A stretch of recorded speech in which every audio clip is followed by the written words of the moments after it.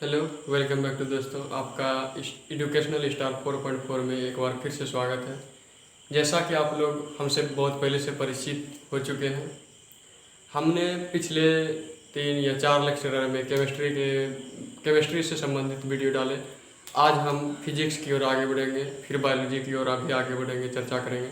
सबसे पहले देखिए फिजिक्स आने से पहले हम जैसे केमिस्ट्री पढ़ रहे हैं या फिजिक्स पढ़ रहे हैं या बायोलॉजी पढ़ रहे हैं, आखिर ये सब होता क्या है। तो ये सब जो है एक साइंस का एक पार्ट्स होता है, और साइंस के एक पार्ट्स में सबसे अहम योगदान केमिस्ट्री का होता है, फिजिक्स का होता है और बायोलॉजी का होता है। इससे तो साइंस बहुत तरह के होते हैं, राजनीतिक विज्ञान, वो भी परिगत विज्ञान ही होता है। तो चलिए पहले साइंस के बारे में जानते हैं कि साइंस होता क्या है। कहता है कि किसी प्रयोगों और परीक्षणों द्वारा जो प्राप्त ज्ञान होता है उसी को हम विज्ञान कहते हैं। विज्ञान जो है किसी प्रयोग में जो किए गए प्रयोगों और परीक्षणों द्वारा जो प्राप्त ज्ञान होता है उसी को हम विज्ञान कहते हैं। विज्ञान में हम आज फिजिक्स की ओर आगे बढ़ेंगे, और फिजिक्स में आज का लेक्चर सिर्फ बेसिक से रहेगा, और बेसिक में वैसा रहेगा जो कि इम्पोर्टेंट ही रहेगा। उसके बाद टॉपिक बाय टॉपिक में वीडियो लाया जाएगा फिजिक्स में, जैसे कि आप लोगों ने केमिस्ट्री में परमाणु मॉडल, परमाणु संरचना इत्यादि पढ़े होंगे। उसी प्रकार हम फिजिक्स में भी टॉपिक बाय टॉपिक लाएंगे। फिलहाल आज के लिए बेसिक ही रहेगा। तो देखिए फिजिक्स में जो सबसे पहला है कि भौतिक राशियों के बारे में हमको जानना है। किसके बारे में? भौतिक राशियों के बारे में। पदार्थ का वह गुण जिनका मापन किया जा सके, यानी पदार्थ भौतिक राशियां वैसा गुण होता है जो कि पदार्थ का कहता भौतिक राशियां पदार्थ का वैसा गुण होता है जिनका मापन किया जा सके। जिसको भी हम माप सकते हैं वो सब के सब क्या हो गए? भौतिक राशि हो गए। और उसकी माप को संख्या द्वारा दर्शाया जाता है। किसके द्वारा दर्शाया जाता है? संख्या के द्वारा दर्शाया जाता है, प्रदर्शित किया जाता है। जैसे संवेग, आवेग, कार्य। देखिए आप लोग जैसे कोई कार्य कर रहे हैं, उसको भी किसी से दर्शाना है। आप दौड़ रहे हैं, 1600 मीटर दौड़ रहे हैं, 1400 मीटर दौड़ रहे हैं, या फिर जिसके लिए भी जितना भी दौड़ रहे हैं वो भी एक दौड़ हो गया। यानी कि क्या हो गया? वो भी जितना भी आप जो भी कार्य एक तरह से कर रहे हैं, दौड़ रहे हैं, आ रहे हैं, जा रहे हैं, जितना भी क्रिया एक प्रकार का है उसको किसी न किसी संख्या द्वारा हम लोग निरूपित करते हैं, और इसी को हम भौतिक राशि कहते हैं। अब देखिए भौतिक राशि जब हम किसी को मापेंगे उसी को ही हम लोग मात्रक कहते हैं। जैसे भौतिक राशियों को व्यक्त जो करता है, व्यक्त करने वाला ही मापक होता है, उसी मापक को हम लोग मात्रक कहते हैं। ये जो मात्रक होते हैं ये 2 प्रकार के होते हैं, एक संख्यात्मक रूप से, एक मात्रक रूप से। मात्रक हम किसी चीज़ को माप तो लेते हैं। अब देखिए जैसे आप मान लीजिए कि दूध पीते हैं, दूध कितना पीते हैं? 2 kg, 4 kg, 5 kg, इतना, इससे ज़्यादा आप नहीं पी सकते। कि हद से ज़्यादा बहुत हो गया। जैसे आप लोगों ने वो लिख दिया 2 और kg। 2 kg में कि 2 जो हमारा हो गया वो एक संख्या, डिजिट नंबर की यानी एक संख्या हो गया, और इधर kg क्या हो गया? वो मात्रक हो गया। यानी एक संख्यात्मक रूप से, मात्रक रूप से हम लोग व्यक्त करते हैं मात्रक को। अब मात्रक में पद्धति को जानना बहुत जरूरी है। मात्रक पद्धति से यहाँ से एक नया क्वेश्चन पूछा ही जाता है। अब देखिए मात्रक पद्धति को 3 भागों में विभाजित किया। कितने भागों में? 3 भागों में। पहला सीजीएस मात्रक, दूसरा आरपीएस पद्धति, और दूसरा एमकेएस पद्धति। सीजीएस का मतलब होता है सी से सेंटीमीटर, जी से ग्राम, और एस से सेकेंड। सीजीएस जैसा कि आप लोग यहाँ से देख पा रहे होंगे, सीजीएस से सी से क्या हो गया? सेंटीमीटर, जी से ग्राम, और एस से सेकेंड।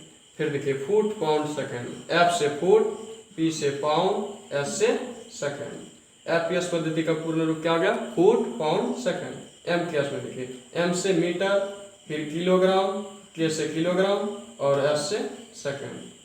सीजीएस मात्रक को 3 भागों में बांटा गया है, सीजीएस, एफपीएस, एमपीएस। पहला सीजीएस में सेंटीमीटर, ग्राम, सेकेंड, और फिर एफपीएस में फुट, पाउंड, सेकेंड, एमपीएस में मीटर, किलोग्राम, सेकेंड। जैसे कि आप लोग को एग्जाम में पूछा जाएगा कि अगर किसी, मान लीजिए अगर आप दौड़ रहे हैं, मान लीजिए किस में दौड़ रहे हैं? मीटर में दौड़ रहे हैं, 1000 मीटर दौड़ रहे हैं, ठीक है। अगर कहेगा 1000 मीटर जैसे दौड़ रहे हैं, उसको आपको कहेगा कि इसको सीजीएस पद्धति में हम इसका मात्रक मीटर का क्या हो जाएगा, तो वहाँ यहाँ मीटर है तो वहाँ सिर्फ सेंटीमीटर लगा के आंसर मार देना। अब देखिए अंतर्राष्ट्रीय पद्धति। अब हमारा जो टॉपिक मतलब मेन इंपॉर्टेंट यहाँ से शुरू होता है। यहाँ से लगभग क्वेश्चन पूछा जाता है कि अंतर्राष्ट्रीय पद्धति क्या होता है। ये अंतर्राष्ट्रीय पद्धति कब से लागू हुआ, क्यों लागू हुआ और इसकी ज़रूरत क्यों पड़ी। तो सन 1971 में फ्रांस की राजधानी कहाँ, पेरिस, फ्रांस की राजधानी पेरिस में एसआई सिस्टम को मान्यता मिली। सबसे पहले आप लोग इतना तो जरूर जानते होंगे जैसे कि जीएसटी जो लागू हुआ था सबसे पहले फ्रांस में ही लागू हुआ। अब देखिए संख्या, मान लीजिए मात्रक पद्धति की बात आती है तो उसमें भी सबसे पहले क्या रहा, फ्रांस, यानी फ्रांस की राजधानी पेरिस 1971 ईस्वी में। पहले के समय में मापने या तोलने की व्यवस्था तुला हो गया, कमानी हो गया, बहुत तरह का होता होगा। यहाँ से जो हमारा अंतर्राष्ट्रीय पद्धति का मतलब हो गया कि सिर्फ एक देश में ही ना लागू होकर अन्य पड़ोसी देश हो गया या अन्य विश्व यानी वर्ल्ड लेवल की ओर मान सकते हैं इसको। ऐसे तो इंटरनेशनल हो ही गया। तो एक देश के अलावा अन्य देश में जब उसी पद्धति को चलाया जाता है तो उसी को हम अंतर्राष्ट्रीय पद्धति कहते हैं। और अंतर्राष्ट्रीय पद्धति की जो शुरुआत हुई वो फ्रांस की राजधानी पेरिस में हुई। और इसी एसआई पद्धति को मान्यता मिल गया कब, 1971 ईस्वी में। अब देखिए अंतर्राष्ट्रीय पद्धति से ही क्या निकलता है, एसआई मात्रक। इसी को क्या हो गया, सिस्टम ऑफ इंटरनेशनल। अंतर्राष्ट्रीय पद्धति को इंग्लिश में कहते हैं सिस्टम ऑफ इंटरनेशनल, उसी को शॉर्ट में हम कहते हैं एसआई सिस्टम। इसी एसआई सिस्टम को दो भागों में बटा के आधारी मात्रक और संपूरक मात्रक। यहाँ तक कहीं कोई दिक्कत नहीं हुआ होगा। चलिए, आधारी मात्रक जो होते हैं उसकी संख्या 7 होती है और संपूरक मात्रक की संख्या 2 होती है।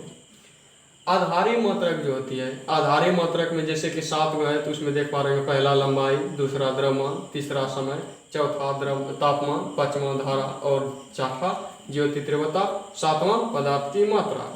और संपूरक मात्रक में देखिए पहला समतल कोण, दूसरा घन कोण। संपूरक मात्रक इजी है क्योंकि इसमें 2 ही है, समतल कोण और घन कोण। इसको आप लोग ठोस कोण भी बोल सकते हैं। चलिए, लंबाई, अब देखिए आधारी मात्रक हम लोग पढ़ रहे हैं मात्रक और सिर्फ लंबाई, द्रव्यमान, समय, तापमान, धारा, ज्योति तीव्रता, ये पदार्थ के परिमाण ये बोल देते हैं तो क्या हो गया हमारा मात्रक। ये हमारा मान लीजिए कि ये मात्रक हुआ, लेकिन इसको हम व्यक्त कैसे करेंगे, शॉर्ट फॉर्म में कैसे व्यक्त करेंगे। अब मान लीजिए कि आप लोग जैसे दौड़ रहे हैं 1600 मीटर दौड़ रहे हैं तो क्या लिखिएगा, 1600 मीटर दौड़े में 1600 मीटर तक नहीं है जाके लिखिएगा, तो उसके लिए कुछ ना कुछ शॉर्ट होगा। जैसे कि मीटर को संकेत में हम एम लिख दिए, लंबाई को किस में मापा जाता है, मीटर में, और मीटर को संकेत में क्या क्या कहते हैं, स्मॉल है। उसी प्रकार देखिए समय को हम किस में मापते हैं, सेकंड में। अब देखिए जैसे आप लोग मतलब कि वॉच टाइमर लगाएंगे उसमें देखिएगा कि सेकंड से भी मिली सेकंड जाता है, लेकिन हम लोग के घड़ी में जो होता है कि सेकंड ही न्यूनतम माप दिया जाता है। एक बड़ा वाला देखिएगा घंटा होगा, फिर उससे मतलब कि छोटा वाला घंटा रहता है, उसके बाद मिनट रहता है, उसके बाद सेकंड रहता है। यही 3 वो हमारे घड़ी में अक्सर प्रयोग किए जाते हैं। और उसमें जो है समय का मतलब कि जो सूक्ष्मतम उसी को मतलब कि अल्पतम, जिसको मान लीजिए कि एक मतलब कि यूनिट क्या कहते हैं, यानी कि आप लोग ये समझ लीजिए कि मात्रक मतलब हो गया कि आप जैसे कि आप लोग जैसे मान लीजिए कि जीन हो पड़े होंगे, जीन का न्यूनतम खंड डीएनए हो गया, और हमारे शरीर का सूक्ष्मतम मतलब मात्रक जो क्या हो गया, कोशिका हो गया। उसी प्रकार समय का जो हो गया क्या हो गया, आधारी मात्रक में जो उसका हो गया सेकंड, समय को सेकंड में व्यक्त किया जाता है और इसको छोटे एस से सूचित किया जाता है। अब तापमान के लिए तो आपको कुछ बोलना ही नहीं पड़ेगा। तापमान को जो है सीधा केल्विन में माप लीजिए हमारे। अब देखिए तापमान में को हम लोग केल्विन में माप सकते हैं, फ़ारेनहाइट में माप सकते हैं, सेल्सियस में माप सकते हैं। और ये जो तापमान की इकाई मूल रूप यानी आधारी राशि को ही हम लोग आधारी मात्रक को ही मूल मात्रक कहते हैं और इसमें केल्विन से व्यक्त किया जाता है। अब आप लोग क्वेश्चन एक पूछते हैं, बताइएगा कि हमारे शरीर यानी कि मानव के शरीर का टेम्परेचर जो यानी तापमान जो होता है केल्विन में कितना होता है, तो 310 केल्विन होता है। 310 केल्विन हमारे शरीर का तापमान होता है। और फ़ारेनहाइट में कितना होता है, 98.6 डिग्री फ़ारेनहाइट, और फिर इधर 37 डिग्री सेंटीग्रेड होता है। उसी प्रकार देखिए धारा को हम एम्पियर में व्यक्त करते हैं और इसको ए से सूचित किया जाता है। ज्योति तीव्रता को कैंडेला द्वारा व्यक्त किया जाता है, इसका संकेत सीडी होता है। पदार्थ की मात्रा को मोल से व्यक्त किया जाता है, इसकी एसआई का मतलब संकेत जो क्या क्या हो गया, मोल हो गया। अब समतल कोण का मतलब क्या हो गया, समतल कोण जो हो गया रेडियन हो गया, उसको आरएडी से सूचित किया जाता है। उसके बाद घन कोण को स्टेरेडियन से सूचित किया, स्टेरेडियन इसका मतलब कि मात्रक हो गया और इसको ऐसा से सूचित किया जाता है। आशा करते हैं कि आज का वीडियो आप लोग बहुत ही अच्छी तरह से समझ चुके होंगे और इसके बाद जो अगला टॉपिक आएगा वो खतरनाक आने वाला है, क्योंकि ये तो हमारा आज का क्लास कुछ भी नहीं था, इसको बेसिक मान सकते हैं। आज का क्लास हमारा सिर्फ बेसिक था, और आगे से जो भी क्लास आएगा वो टॉपिक वाइज आएगा और वो भी शानदार आएगा। तो आज के लिए इतना है, आशा करते हैं आप लोग पूरा वीडियो को देखे हुए समझ ही गए हुए। चलिए आज के लिए इतना है, थैंक यू।